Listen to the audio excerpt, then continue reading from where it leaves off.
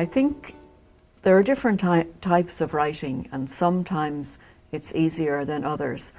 And many years ago I used to write for television, and after the storylines had been discussed and the episodes planned and the scenes for the episodes arranged, the writing, it's not so much that it was straightforward, but there was a formula there and there was a plan, and I just had to fill in the blanks, although it was creative at the same time.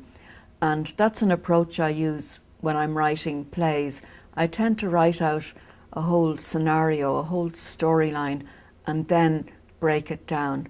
So in a sense that's quite formulaic.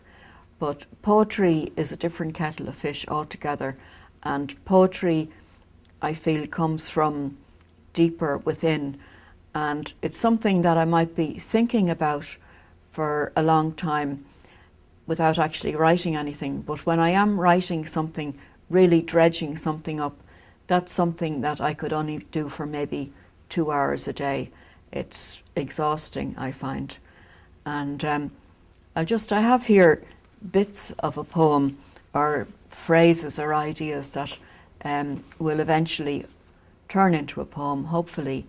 And it's about people who are living, not so much living as existing here in New London, people who may have passed, or images. And indeed I feel, were I to be writing poems like this in Ireland, people might think I was a bit wacky. But I think here in New England this is all par for the course, because lots of strange things happen and it's all part of normal life and normal conversation. So these are just a few phrases from it. That shape you saw the other night over by the dresser, its back turned as though intent on a chore. How comfortable it is here in this queen bed, its metal frame a replica of what might have been. So that's the apartment where I'm staying.